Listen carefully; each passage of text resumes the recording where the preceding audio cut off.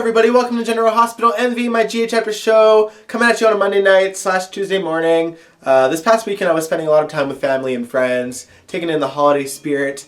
Sunday I went out with my mom and my grandmother and we were looking at all the Christmas lights, and we were out later than I thought, and I usually record GHMV on Sunday evening, so I didn't get to do that. So my plan was to watch Monday's episode, A Christmas Carol, and review that on top of last week. But funny story, here in Canada, we did not get A Christmas Carol. Instead, we got the episode that y'all haven't seen yet. So, there goes my plan. I guess I'll see it tomorrow, hopefully, or Wednesday, or Thursday. I don't even know. Everything's kind of mumble-jumbled because of the holidays and the impeachment, and man, my plan is ruined. But at the very least, I want to talk about a little bit of the stuff from last week. I am going to keep this one a little bit short because it is still Christmas week, and I am spending a lot of time with my family, and I do work a lot during the holidays too, so I don't really get to unless I'm, not working in the evenings, which sometimes I do. So at the very least, I want to talk about the whole codicil mess, because there's a lot to talk about there. So, Ava held an auction featuring the Helena Cassadine painting, and Valentine and Jax and Laura competed against each other to win that painting. Jax outbid Valentine thanks to a happy accident, and then as soon as the hammer was slammed, the painting burst into flames. I was like, of course it did.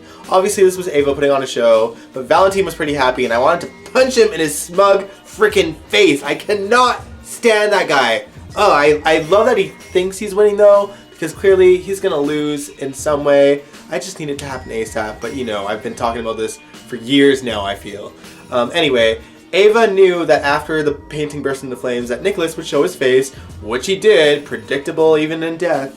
And after Ava ripped him a new one for faking his death, she revealed to him that she, in fact, has the actual codicil. First of all, I have questions because at the beginning of this whole codicil story, Laura and Kevin were looking at the painting, and the painting suggested that the actual codicil was somewhere on the island. Since when was the codicil actually attached to the painting? That seems a bit like a rewrite to me, in my opinion. Not that it matters, because I guess this story is, moving a little bit at least, but I don't know. It's just the consistency or the lack thereof that bothers me with these stories sometimes. It's just like things just switch on a whim, and it just really bothers me because some of us actually pay attention. When things change out of nowhere, we start to notice. I don't exactly know what Ava is planning next, but I do appreciate her trolling both Cassadines, with Nina's help of course. And speaking of Nina, she confronts Liesl on the DNA test that Valentine did because Curtis revealed to her that when he did another DNA test secretly, the results were still the same, saying that Sasha was her daughter. So he figured that Valentine got someone to work around the lab with his help and assumed it was Liesl. But Liesl revealed the truth, that when she was on the run, she snuck into Madeline's funeral and watched Valentine take a bit of Madeline's hair for DNA. And that the test was basically Nina and Madeline. I do actually wonder when the truth will come out about how Madeline died, because it was very heavily implied that Valentine actually killed her, because when she did die, it was of some kind of heart disease, and Obrecht was like, that's so interesting because that doesn't run in our family. So it seems kind of suspicious to me, and obviously she died right after Valentine paid her a visit. So, he's got to go down for something. I feel like this is what they always do with Valentine. They just leave enough leeway for some questionable doubt as to whether he did something or not. But obviously he did it, but it just frustrates me. That is always the writing with this guy. I need him to go down for something. Anything, please. In my humble opinion, I believe that Valentine should lose everything because he is just a scummy human being. And speaking of scummy human beings, Charlotte, she's such a brat, oh my god. Charlotte jumps into the freezing cold water to try to prove to Rocco that her bodyguard is real. And obviously that backfired, and Valentine is deciding to take this opportunity to go for full custody against Lulu for Charlotte.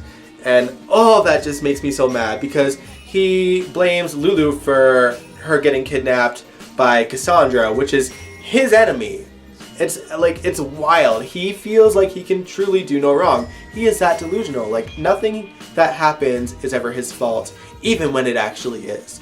And it's like, oh, it's just so irritating to me. I hope that Lulu and Curtis, because Curtis is offering to dig up dirt on Valentine, that he just loses Charlotte, and that Charlotte eventually finds out his role in Claudette's death, because we all know that he faked Claudette's death to keep his secrets, and then he had the nerve to tell his daughter that the mother that she knew was dead.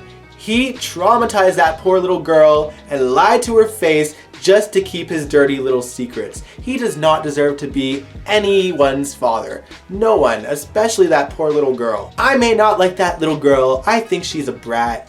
But I feel like perhaps if she had a better father in her life, who was basically the main parent for a long time, she probably would be less of a brat. Although Lulu was always a brat growing up too, so that probably didn't help in her favor.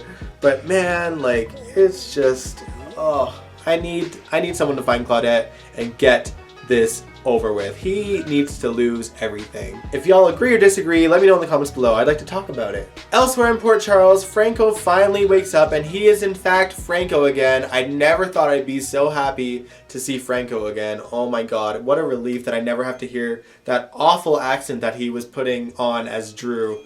Ugh, it was such a mess. I'm relieved. I'm happy for Frizz fans, honestly. Good for you for getting your couple back. And even, you know, oh, I was this close to talking about Monday's episode for Canada. There's some pretty decent scenes for Frizz fans, in my opinion. So whenever that airs in the States, I can't even keep up anymore with all the stuff that went down. Y'all got stuff to look forward to. But anyway, Franco knows not a lot, but he does know that Drew is presumed dead. And he was pretty sad about that. And he also found out at the end of last week that Kim slept with him when he was Drew. So he was pretty shocked about that. And obviously those are the scenes, or the fallout scenes that I watched in today's episode. So conversations were had, and you'll see what happens. I am relieved that Franco is back as Franco, because that story was just a little bit too out there for me personally. So I think I'll end this episode of GHMV here. Before I let you guys go though, I do want to talk about General Hospital NV and the future of it. It's not going anywhere, don't worry. I am just planning to do some social media pages for General Hospital NV. I'm planning on making a Facebook page and an Instagram page for it by January 1st. So just to launch right into the new year with that. I am reluctantly debating on opening a Twitter page for GHNV. If you guys really want me to. The long and short of it is that sometimes I don't get to post the episodes when I want to, and you guys pretty much expect me to do it on, you know, Sunday nights / Monday mornings, but sometimes it doesn't happen, like today. And I need to communicate with you guys so that you guys know exactly when I'm going to post stuff. So again, if you guys want me to make a Twitter, let me know in the comments below. Whatever way is easiest to talk to you guys. Obviously, I am not at 1,000 subscribers yet. I'm almost at 700, so that's not too bad. But I can't do community posts the way that people want me to on my YouTube page, because you need 1,000 in order to do that. But yeah, let me know what you guys think would be best for GHMV in the comments below. Second thing I want to talk about, it is Christmas week, and the next time I see you guys will be after Christmas. So I just wanted to say Merry Christmas, Happy Holidays to all of my viewers out there. I'm so thankful for all of you for tuning in every week just to watch me ramble on about GH. May all the Christmas joy come to you and your families. But I will let you go. So if you like this video, give it a big old thumbs up, subscribe if you want to, and I will catch you guys next time. Peace out.